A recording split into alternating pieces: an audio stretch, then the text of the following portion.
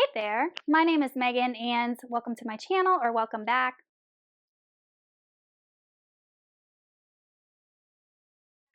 Today I'm going to be doing a book review for Wrath by John Gwynne. Wrath is the fourth and final book in John Gwynne's Faithful and the Fallen Quartet, which is an adult epic fantasy story. It's really impossible for me to discuss this book without including spoilers from the previous books, so I will be discussing spoilers. I do have reviews for all of the other books in the series, which I will link up in the cards as well as in the description box below. The way that I structure my book reviews is I discuss the plot, the things that I liked, the things that I didn't like, and then I give the book an overall rating, and I always put timestamps in the description box below if you're interested in just skipping around to any one of those particular sections. In Wrath, King Nathir has seized the fortress at Drassel and now possesses 3 of the 7 treasures, and with Kalidas and Queen Ren, Nathir will do anything to obtain the rest. They will allow him to open a portal to the otherworld, so Azroth and his demon horde can break into the banished lands and finally become flesh. Meanwhile, Corbin has been captured by the Jotun, warrior giants who ride enormous bears into battle. His warband scattered, Corbin must make new allies to survive. But can he bond with competing factions of warlike giants?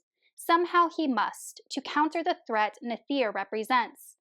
His life hangs in the balance, and with it, the fate of the banished lands.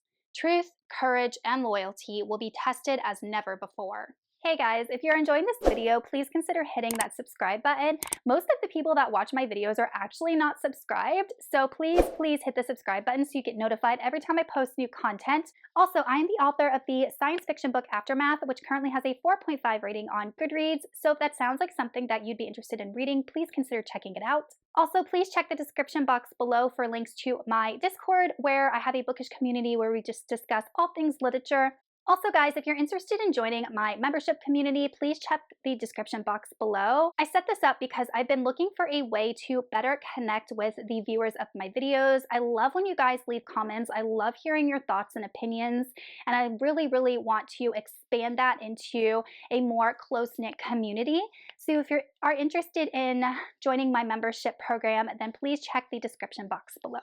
The plot of this book surrounds Corbin, who was captured by the Jotun giants at the end of book 3, as he is working with them in a way for them to help in this big war against Nathir and Azroth and Kalidas.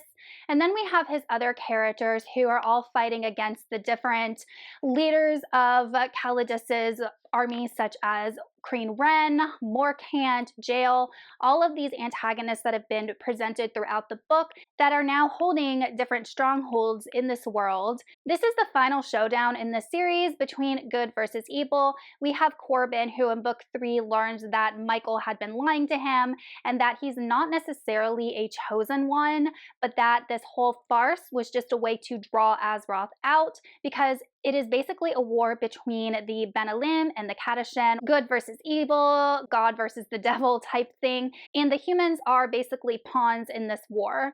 So we have Corbin, who's very bitter and very angry towards Michael, but he understands that if Azroth wins, then their entire world will be completely razed to the ground, so he has to fight. But he also has to let everybody know that this lie that they've been told about him being this prophesized leader is completely fake. But when he reveals this to the people that follow him, everyone is okay with that because they're going to follow him regardless, because he is a good and true and noble leader. I feel like a lot of the things that I'm going to say about this book I've already said in previous reviews of previous books, because the overarching things that I liked and didn't like are going to remain the same. Moving on into the things that I liked. If you are a fan of epic fantasy, like your traditional sword and sorcery fantasy with those type of tropes, then this will definitely be a series for you. So we have the young boy who came from like low beginnings, who rises up into this war leader. We have the magical artifacts trope, we have the prophecy trope, we have the old wizened mentor trope, the sword master trope. let me see. We have a ton of different tropes that are very, very specific to the fantasy genre. And if you like those and it is very nostalgic for you, then I think that the series would be one you should read. I also like how, compared to some modern works or compared to like Joe Abercrombie, this is definitely not as dark and bleak and gloomy. There is an air of hope that perseveres throughout the whole book, which I can definitely appreciate.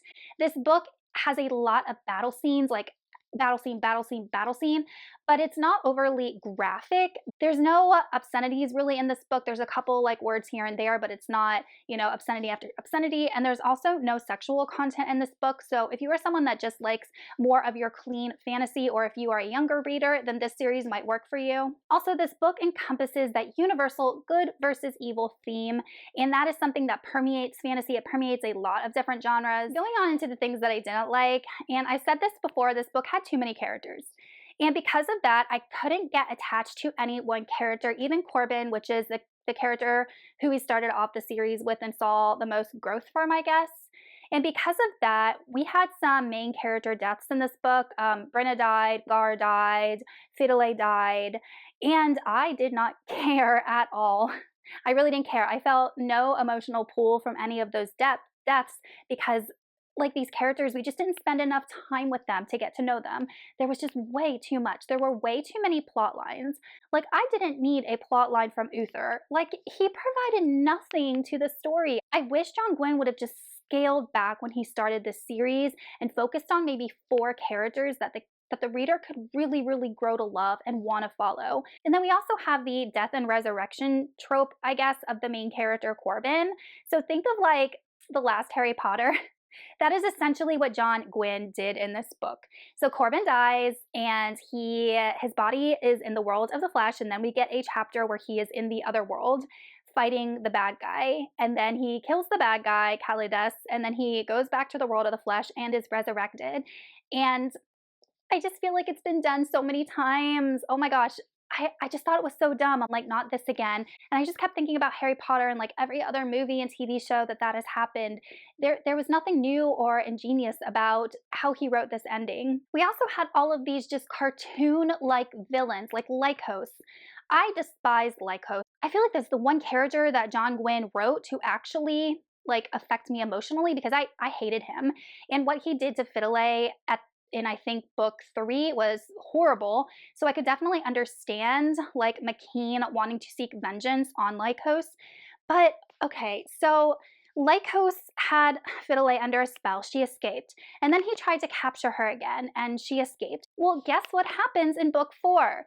The same thing. John Gwynne writes the same thing in every book. Fidelay gets captured again by Lycos, and McKean has to run after her and try and save her. But this time, oh no, what happens? She dies. She, like, unalives herself to save everyone. And I thought that was by far the worst written scene in the entire book. I couldn't wrap my head around it. I don't understand why John Gwynne even included that scene in the book. It added nothing. McKean was already mad at Lycos. He already hated him. He didn't need Fidelay to die for him to go after him and want to kill him. And then, of course, eventually he does kill Lycos, and it all works out. And I will say that every single villain in this book, like Jael, Nathir, Lycos, Rin, all of them die. All of them die, Kalidas. And they're supposed to be these like epic battles between good versus evil, and I just couldn't get on board with it. I just felt like it was something I've seen in movies 1,000 times. It was just nothing new, and it was boring because it was nothing new. Also have a romance between Corbin and Coraline, and this was like alluded to at the beginning of the series, and I just couldn't get on board with that. Like, it was so lame. I felt absolutely nothing towards this romance, and I never even liked Coraline as a character personally. I found her just too harsh, especially towards other people. So the romance for me, I felt nothing towards it. It didn't even need to be in the book. I actually would have liked to see a romance between Adana and Camlin, honestly. And then I feel like there were a couple things where John Gwynne missed some ways to emotionally impact the reader. So going back to when Lycos captures Fidelay, so what she's doing is she decides to leave and go find her son Nathir to talk some sense into him, to find out why he's doing what he's doing. But it was already established in book 3 that Nathir does not care about his mother. He basically doesn't believe her when she tells him that Lycos had her under a spell, you know, did all these horrible things to her. Like, he doesn't believe her. He thinks she's crazy. He's under this hypnosis of sorts of Calidus. So I was like, okay, first off, Fidelea, I understand where you're coming from. You're a mother. You want to protect your child. But John Gwynne could have actually allowed that plot line to continue where Fidelay does intercept Nathir and talk sense into him. And we could have had this big emotional moment between mother and son and this big turnaround for Nathir, but it didn't happen. He just used that as a way or a motivation for Fidelay to run away and escape and eventually die. But I feel like, okay, well, you could have completely written that different. You have this very emotional experience between mother and son, and maybe Nathir does come to his senses, and then that could have been a big plot line as he turns against Calidus. I just felt like it was a huge missed opportunity in the plot. I think the problem I have with this series is that it lacks depth to me personally. The themes are good versus evil and some other very light themes. There are too many characters to the point where none of them are developed more than just cardboard cutout characters that move the plot along. This book was fight scene after fight scene after fight scene, and all the characters were just running around, trying to find stuff, gather the 7 treasures, save each other who've been captured. And it was just like one of those car chase action movies where you're just watching it for the action. The characters have no substance, the story has no deeper meaning. And for me personally, that was the main reason why I couldn't connect with this book and I couldn't connect with this series. It just personally, for me, lacks depth and substance. However, I will say if I was a teenager who was just getting into fantasy, I would definitely pick this book up, but I've been reading fantasy for like 20 years, and at this point in my life, I just need more from my fantasy stories than just the basic backbone. I feel like for what they are, your traditional sword and sorcery, epic fantasy, good versus evil, action-packed type story with your traditional tropes, I feel like John Gwynne wrote that very well. But if you're looking for something that is unique, different, has some ingenuity, looking for characters that are emotionally intelligent and well-rounded, then you're just not going to find it in this series, in my personal opinion. So I'm having to rate this a 3 out of 5 stars just because I can appreciate where John Gwynne is coming from, but I just need more from my fantasy.